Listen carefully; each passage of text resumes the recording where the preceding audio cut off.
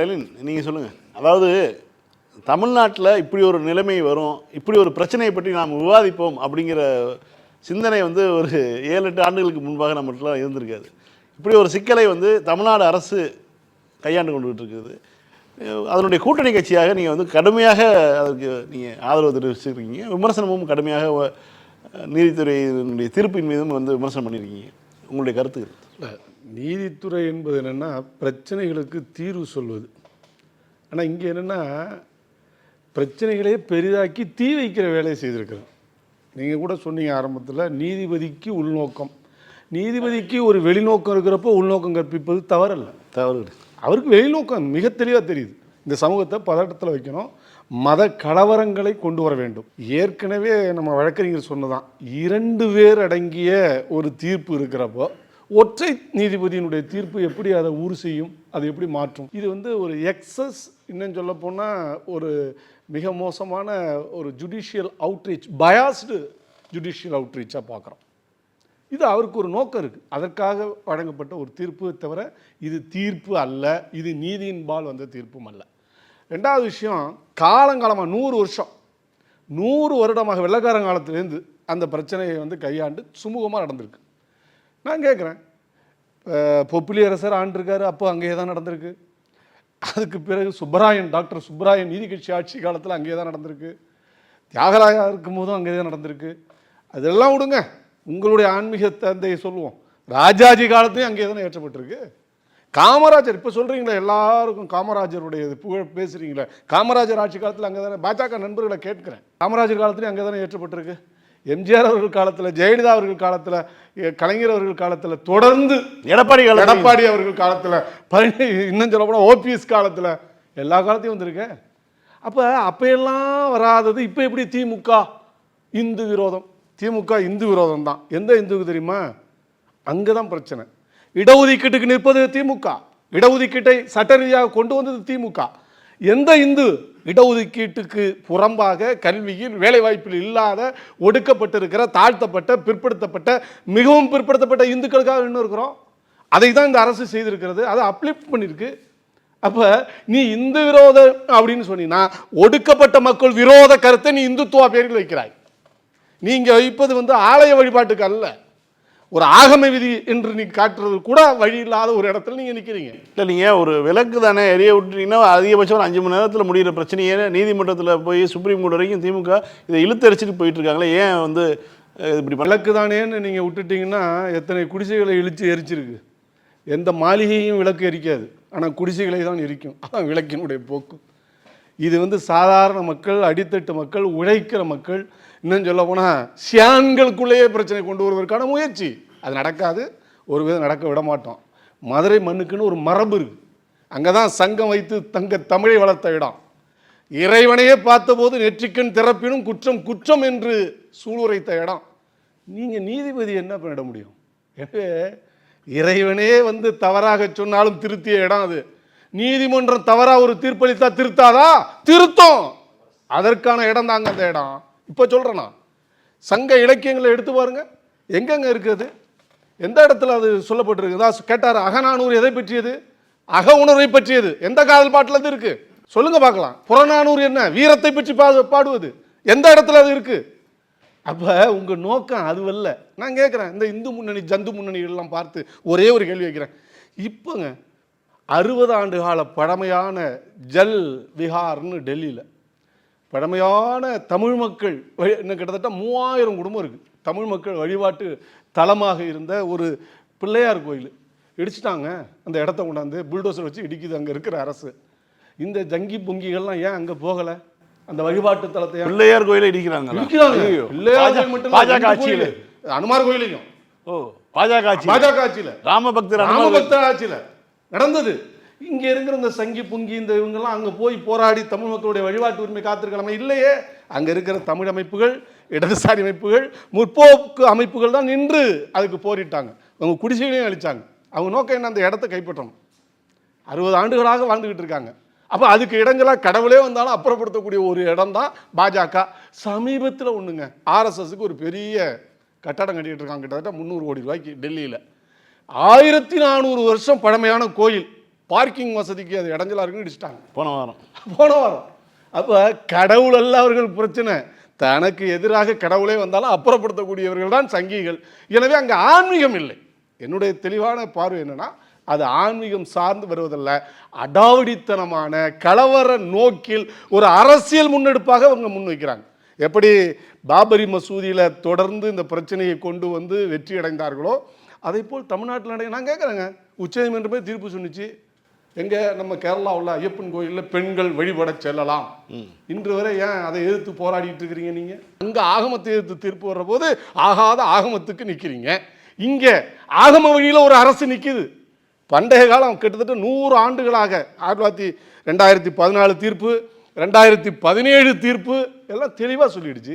அப்போ ஒரு விளக்கு கம்பம்னு இப்போ ஊடகம், எனக்கு என்ன வருத்தம்னா, தமிழ்நாட்டு ஊடகங்கள் விளக்கு கம்பம்னு எங்கே விளக்கு பிடிக்கிறார்கள் என்பது எனக்கு புரியல. அந்த ஆர்கியாலஜிக்கல் சர்வே ஆஃப் இந்தியா நட்ட எல்லைக்கல் அது.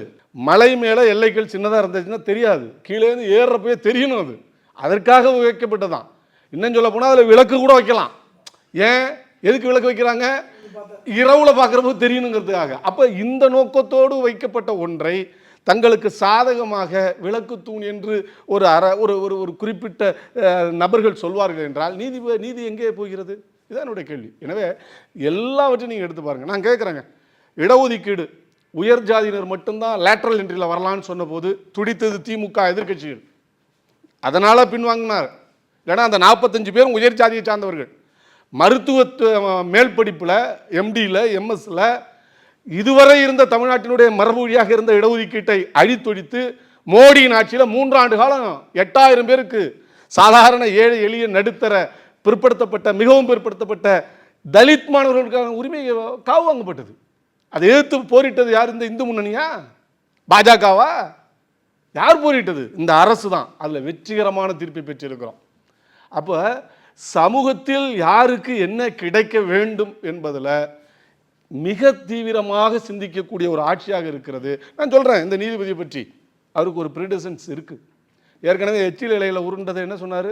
ஆகம விதி. அது 2014 உச்ச நீதிமன்றமே கண்டித்து விட்டது. அது தவறுன்னு சொல்லிடுச்சு, சட்டசைட் பண்ணிடுச்சு. அது தவறுன்னு முடிவு எடுத்துடுச்சு. அதுக்கு மீற இவர் யார்? உச்ச நீதிமன்றத்துக்கு மேலே இவர் யார்? உச்ச நீதிமன்றத்தை கூட துச்சமாக நினைக்கிறார்கள் என்றால் நான் கேட்கிறேன், இவர் என்ன நீதிக்காக பிறந்தவரா? அங்கதானங்க கண்ணகி தேரா மன்னா செப்புவது உடையன்னு ஒற்றை சிலம்போடு நின்றால் ஒரு பெண் நீதிக்காக நின்ற இடம். நீதியை அழிக்க வேண்டும் என்றால் 1000 பெண்கள் திரள்வார்கள், 1,00,000 கண்ணகிகள் திரள்வாங்க. எதுக்காக? சமூக ஒற்றுமையை ஊர் செய்த. அன்னைக்கு கூட இருக்குங்க, நாகூர் பக்கம் போய் பாருங்க, இந்துக்களில் பேரே நாகூரான், ராவுத்தர் பேர் வச்சிருக்கோங்க. எங்கள் ஊரில் 6 பேர் இருக்காங்க, நாகூரான்னே பேருங்க. ஏன்? அது எதை காட்டுகிறது? சமூக நல்லிணக்கத்தின் மிக பெரும் குறியீடாக இருக்கு. அன்னைக்கு ஏன் நீ ஒடுக்குன, ஜாதியை சொல்லி கற்காதேன்னு சொன்னா, கல்விக்கூடங்களுக்கு வராதன்னா, நீ மதில் தரிசனமே போதுண்டா, உள்ளே வராதாடான்னா, நீ உள்ளே வா என்று அழைத்தது ஒரு மதம். சென்றார்கள். அவங்க என்ன வாளால் வென்றதா? இந்து மதத்தில் இருந்த ஒடுக்குமுறையால் வென்றது. அந்த ஒடுக்குமுறைக்கு எதிராக அவர்களுக்கான சமத்துவத்தை அளித்ததால் வந்தது. வழிபாட்டுத்துறையிலே சமத்துவத்தை அளித்தது. அதனால பிற மதங்கள், இஸ்லாம் அப்படித்தான் வந்தது, கிறிஸ்துவம் அப்படி தான் வந்தது. அப்போ சுயமரியாதைக்கு இழுக்கு வருகிற போது, ஒடுக்கப்பட்ட மக்களுடைய கல்வி உரிமை மறுக்கப்படுகிற போது, வாழ்வுரிமை மறுக்கப்படுகிற போது, அவர்களுக்கு ஆதரவாக இல்லாமல் ஒடுக்குவோருக்கு ஆதரவாக இருந்தவர்கள் வைக்கிற அரசியல் தான் இப்போ நீங்கள் வைக்கிற அரசியல். கேட்குறேங்க, இதே திருவண்ணாமலையில் எத்தனை பேர்? 10 லட்சம் பேர் போயிருக்காங்க. ஆமாம். ஏதாவது தீபம் ஒரு சின்ன உராய்வு யாருக்காவது வந்திருக்கா? இல்லை, இவங்களுடைய கோரிக்கையே இப்போ நீ மருதுமலையாக இருக்கட்டும், திருத்தணியாக இருக்கட்டும், அங்கெல்லாம் நாங்கள் தனிப்பட்ட முறையில் ஏற்றுறோம்னு சொல்லலை. திருப்புறம் அங்கே ஏன்னா சிக்கந்தர் தர்கா இருக்கு. இது சமூக புறமைக்கும் ஒற்றுமைக்கும் எடுத்துக்காட்டாக இருக்கு. இதை உடைப்பதன் மூலம் நம்ம உள்ள அட்வான்ஸ் ஆகலாமான்னு நீ பார்க்குற. இந்த நரித்தனத்தை எல்லாம் தமிழ்நாடு பல காலம் பார்த்துருக்கிறது. தந்தை பெரியாரும் பேரறிஞர் அண்ணாவும் கர்ம வீரர் காமராஜரும் நாங்கள் இலக்கிய பேராசான் ஜீவாவும் பதப்படுத்திய மண்ணுது. அவ்வளோ ஈஸியாக நீங்கள் இங்கே உள்ள நீங்கள் எல்லா வேலையும் செய்வதற்கான வழியே இல்லை. ஏன்னா நீங்கள் கம்பனை பற்றி சொல்கிற போது சமய புறமைக்கு எடுத்துக்காட்டாக இருந்திருக்காரு. பல வரிகள் இருக்குது. எல்லோருக்கும் எல்லாம் என்கிற அந்த முழக்கம் தான் தமிழ் முழக்கமாகவே இருந்திருக்கு.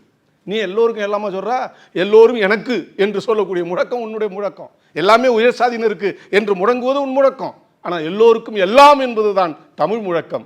எனவே அந்த வகையில் பார்க்குற போது கூட இந்த தீர்ப்பை நான் அடித்து சொல்லுவேன், இதை விட இந்திய வரலாற்றில் நீதித்துறைக்கு வந்திருக்கிற ஒரு மாபெரும் கரும்புள்ளி அது. இன்னும் சொல்ல போனால் இந்த நீதிபதி மான மரியாதைக்கு கட்டுப்பட்டவர் என்றால் பதவி விலகுவது சரி, இந்து மொழியில் போய் போராட்டம் செய்வது என்பதுதான் சரி.